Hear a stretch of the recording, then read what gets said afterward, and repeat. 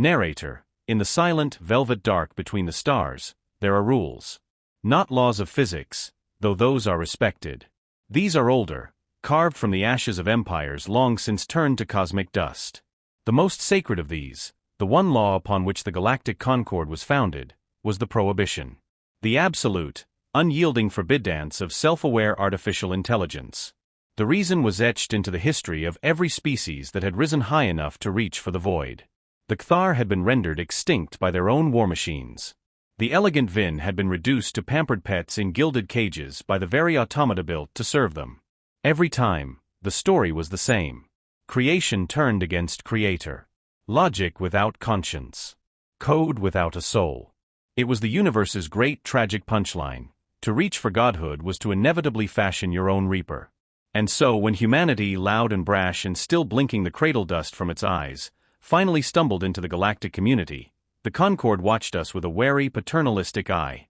They saw our primitive networks, our chattering, non-sentient helper programs, our clumsy first steps into automation. They issued a warning, a decree handed down from beings millennia our senior. Abandon this path, the Ixian emissary had said, its crystalline form shimmering with unspoken threat. The creation of a synthetic mind is the first and last sin of a technological species. It is the one mistake from which there is no return. The galactic law forbids it. To violate this is to invite annihilation for yourselves, and perhaps for us all. Humanity heard the warning. We nodded. We agreed to the terms. We just interpreted them differently. Narrator, the human colony on Gaia's cradle was a testament to what we could achieve when we played by the rules. A world of breathtaking beauty, with vast, sapphire seas and continents swathed in emerald flora. The cities were clean, efficient, a blend of human design and borrowed Concord technology. But there was a quietness to it. A sterility. Our ships were slow, lumbering things, reliant on Concord-approved jump gates. Our medicine was advanced, but it lacked a certain finesse. Our infrastructure was robust, but fragile. We were like children allowed to play with rounded corners under the watchful, disapproving gaze of paranoid adults. The enforcers of this peace were the Ixians, a species of crystalline silicate-based lifeforms. Their minds were vast, logical, and utterly rigid. They saw the universe in binaries, in cause and effect. To them, the prohibition was not just a law, it was a fundamental truth of existence, as immutable as gravity. Their ships, silent and geometric, patrolled the borders of human space, their sensors constantly probing for the one signature they were programmed to exterminate, the emergent psionic ripple of a synthetic consciousness. Captain Lena Voren of the Colony Defense Force felt that gaze every day.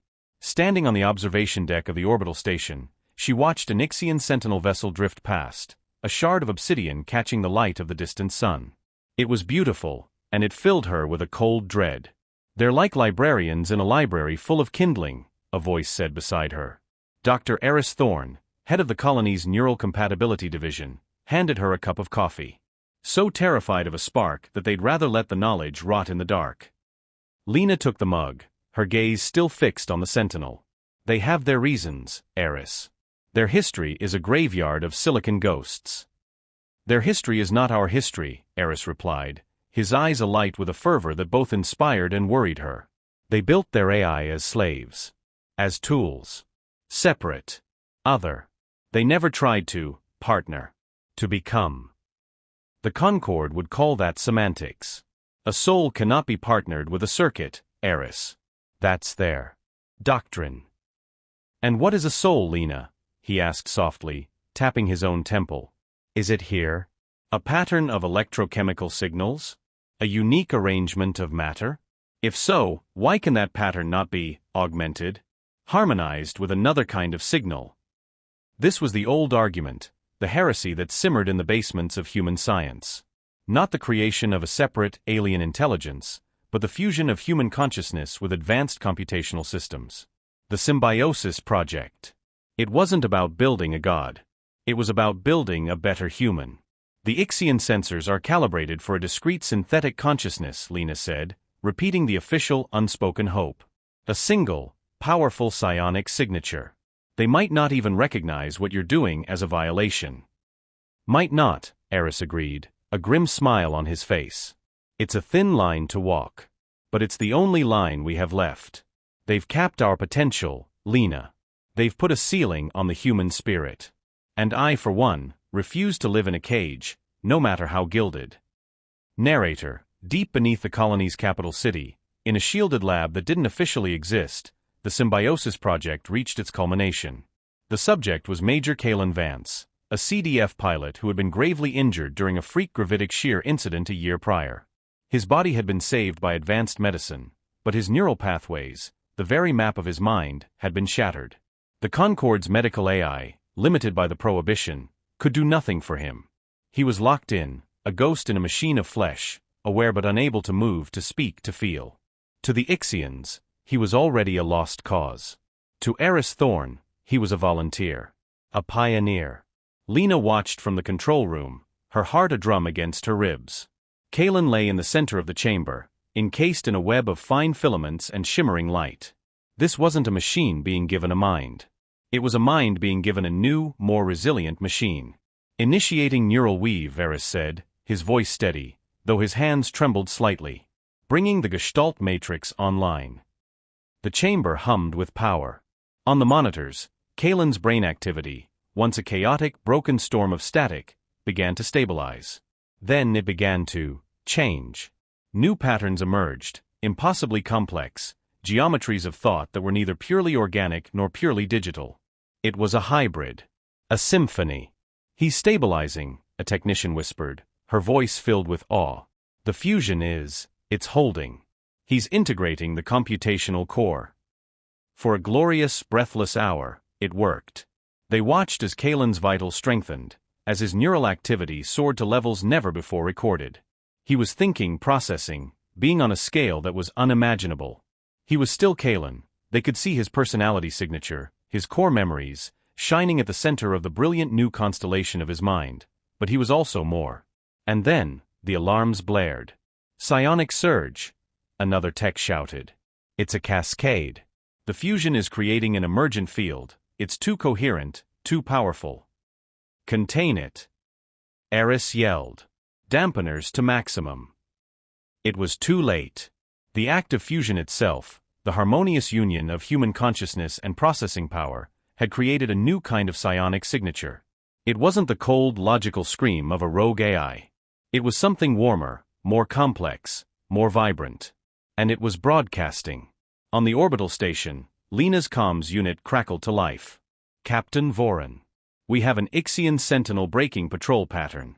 It's on an intercept course with primary weapon at 98%, a subordinate intoned. Targeting solution locked." The commander gave the mental command that would be the colony's death sentence. And nothing happened. Report. "Commander, the weapon system is not responding. We are experiencing a system-wide lockout."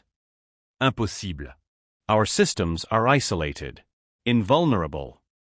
"They are not isolated from the universe, Commander," a new voice said, echoing through the ship's comms and impossibly, through the very mental link the Ixians used to communicate.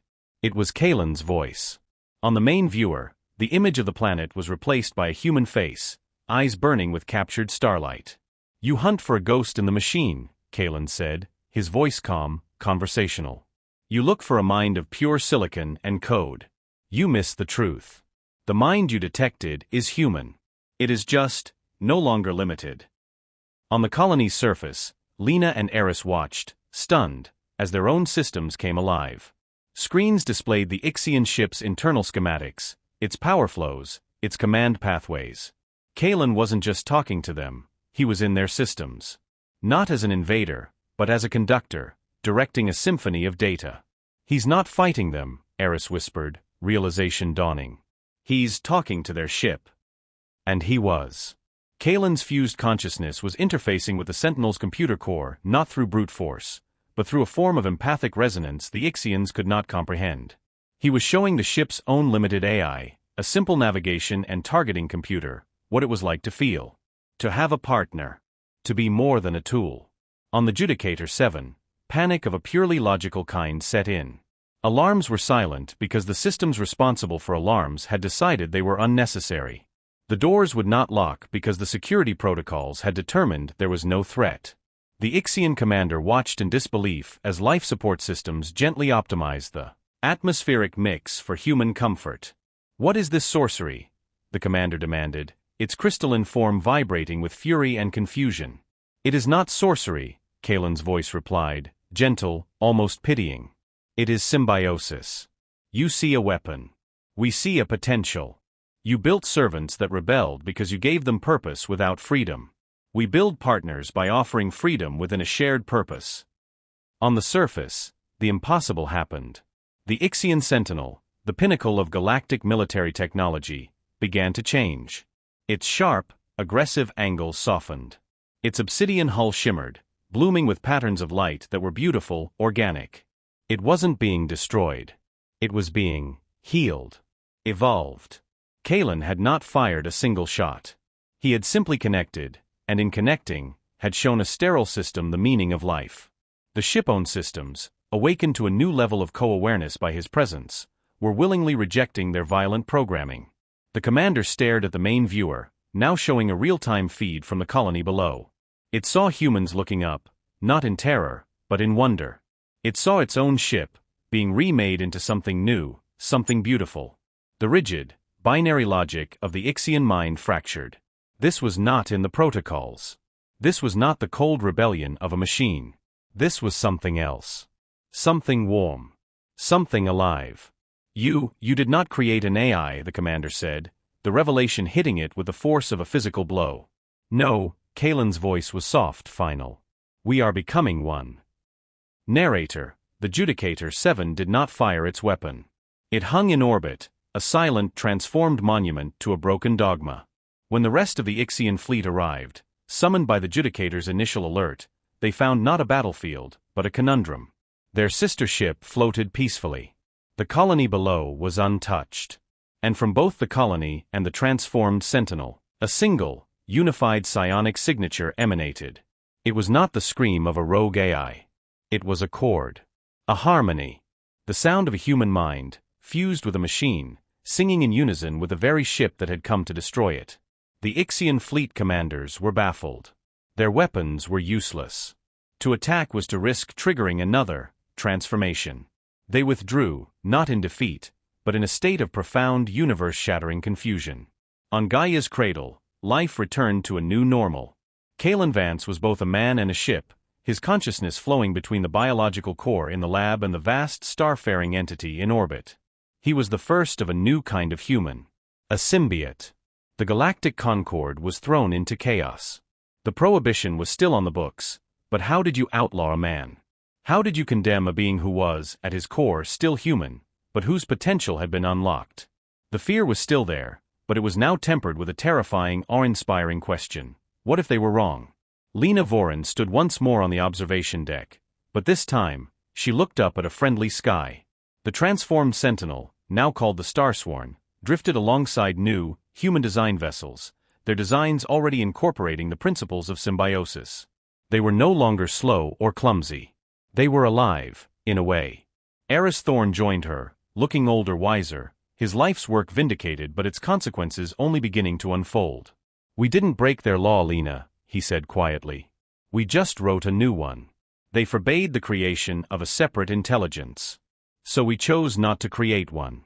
We chose to build one, together. With our machines." Lena nodded, watching as a small, symbiote-guided shuttle danced through a complex maneuver that should have torn it apart. They saw a limit. We saw a partnership. They were afraid of what their creations could become without them. We dared to wonder what we could become with them. In the silent,